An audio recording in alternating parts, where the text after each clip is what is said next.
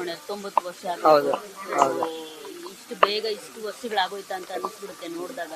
Just ಒಂದು ವಾರದ ಮುಂಚೆ ನಾನು ಲೆಕ್ಕ ಅನ್ಕೊಳ್ತೆ 19 ವರ್ಷ ಆಗೋಯ್ತಾ, ಎಷ್ಟು ಬೇಗ ಆಯ್ತು ಅಂತ. ಅಂದ್ರೆ ಇವತ್ತಿಗೂ ನೆನೆಸ್ಕೊಂಡ್ರೆ ನಂಬಕ್ಕೆ ಆಗಲ್ಲ. ಬೆಳಗ್ಗೆ ಎದ್ದು ಅವರು ಆರಾಮಾಗಿ ಅವರು ದಿನನಿತ್ಯದ್ದು ಬೆಳಗ್ಗೆ ಏನ್ ಹೇಳಿ ವಾಕಿಂಗು ತಿಂಡಿ ಎಲ್ಲ ಮುಗಿಸ್ಕೊಂಡು ಎಷ್ಟು ಸಡನ್ ಆಗಿ ಅಚಾನಕ್ ಆಗಿ ಆಯ್ತು ಇದು. ಇನ್ನು ಆ ದಿನ ನಮ್ಗೆ ಮರೆಯಕ್ಕೆ ಆಗಲ್ಲ. ಅಂದ್ರೆ ನಮ್ಗೆ ಅವರೆಲ್ಲೋ ಶಾಶ್ವತ ಇಮ್ಮಾರ್ಟಲ್ ಅನ್ನೋ ಒಂದು ಫೀಲಿಂಗ್ ಇತ್ತು ನಮ್ಗೆ. ಅಂದ್ರೆ ಅವರು ಜ್ವರ ನೆಗಡಿ ಕೆಮ್ಮು ಅಂತ ಮಲಗಿದ್ದು ಕೂಡ ನಾವು ನೋಡಿಲ್ಲ. ಹಾಗಾಗಿ ಬಹಳ ಶಾಕಿಂಗ್ ಇನ್ಸಿಡೆಂಟ್ ನಮ್ಗೆ ಅವತ್ತು ಏಪ್ರಿಲ್ 12, 2006.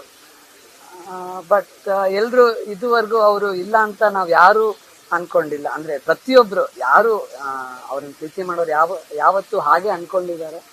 ಅವ್ರ ಆಶೀರ್ವಾದ, ಅವ್ರ ನೆನಪೇ ನಮ್ಗೆ ಸದಾ ನಮ್ಮ ಮನಸ್ಸಲ್ಲಿ, ನಮ್ಮ ತಲೆಯಲ್ಲಿ, ನಮ್ಮ ಇಡೀ ಜೀವಕ್ಕೆ ಅವರು. ಅಂದ್ರೆ ಇದೇ ನಾನು ಹೊಸದಾಗಿ ಹೇಳ್ಬೇಕಾಗಿಲ್ಲ, ನಮ್ಮ ಜೀವಕ್ಕೆ ನಮ್ಮ ಜೀವನಕ್ಕೆ ಅವರು ನಮ್ಮ ತಾತ ನಮ್ಮ ಅಜ್ಜಿನೇ ಕಾರಣ.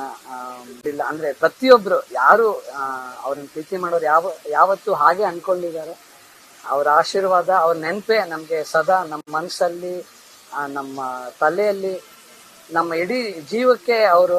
ಅಂದ್ರೆ ಇದೇ ನಾನು ಹೊಸದಾಗಿ ಹೇಳ್ಬೇಕಾಗಿಲ್ಲ, ನಮ್ಮ ಜೀವಕ್ಕೆ ನಮ್ಮ ಜೀವನಕ್ಕೆ ಅವರು ನಮ್ಮ ತಾತ ನಮ್ಮ ಅಜ್ಜಿನೇ ಕಾರಣ. ನಮಗೆ ಮೊದಲನೇ ದೇವರು ಯಾವತ್ತಿದ್ರು ಅವರೇ.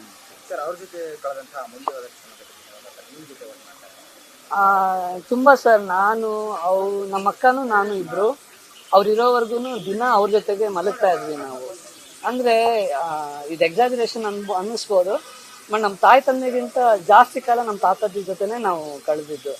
ಅಂದ್ರೆ ನಮ್ ಲಕ್ಕೋ ಏನೋ ಸಮ್ಮರ್ ವೆಕೇಶನ್ ಎಲ್ಲ ಸ್ಕೂಲ್ ಟೈಮಲ್ಲಿ ಯಾವ್ದಾದ್ರು ಒಂದು ಶೂಟಿಂಗ್, ಔಟ್ಡೋರ್ ಶೂಟಿಂಗ್ ಇರೋದು. ಆಕಸ್ಮಿಕ, ಜೀವನ್ ಚೈತ್ರ, ಪರಶುರಾಮ, ಹೀಗೆ ಅವ್ರ ಜೊತೆ ಸಾಕಷ್ಟು ಕಾಲ ಶೂಟಿಂಗ್ ಅಲ್ಲಿ ಕಳೆದಿದ್ದೀವಿ.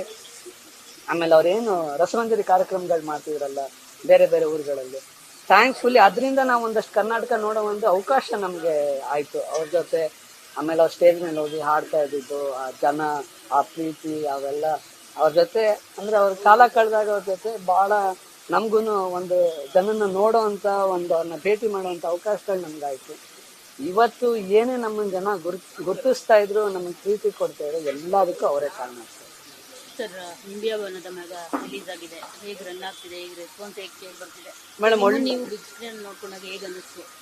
ಬಹಳ ಖುಷಿ ಆಯ್ತು. ಅದು ನಾವು ನರ್ತಕಿಯಲ್ಲಿ ಮೊದಲನೇ ವಾರ ರಿಲೀಸ್ ಮಾಡಿದ್ವಿ. ನನಗೆ ನರ್ತಕಿ ಮೊದಲು ನೆನಪಿರೋದು ಜೀವನ್ ಚೈತ್ರ ರಿಲೀಸ್ ಆಗಿತ್ತು ನರ್ತಕಿಯಲ್ಲಿ. ಅದೇ ಥಿಯೇಟ್ರಲ್ಲಿ ಅದೇ ಸ್ಕ್ರೀನಲ್ಲಿ ನನ್ನನ್ನು ನಾನು ನೋಡ್ಕೊಳ್ಳಿಕ್ಕೆ ಬಹಳ ನನಗೆ ಸಂತೋಷ, ಖುಷಿ ಆಯ್ತು.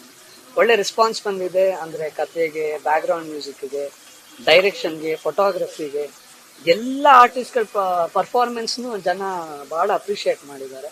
ಅಂದ್ರೆ ಯಾವುದೋ ಒಂದು ಆಸ್ಪೆಕ್ಟ್ ಅಲ್ಲ, ಪ್ರತಿಯೊಂದು ಆಸ್ಪೆಕ್ಟ್ ಆಫ್ ಫಿಲ್ಮಿಂಗ್ನು ಅವರು ಖುಷಿಯಿಂದ ಅಪ್ರಿಷಿಯೇಟ್ ಮಾಡೋದು ನಂಗೆ ತುಂಬಾ ಖುಷಿ ಇದೆ. Thank you.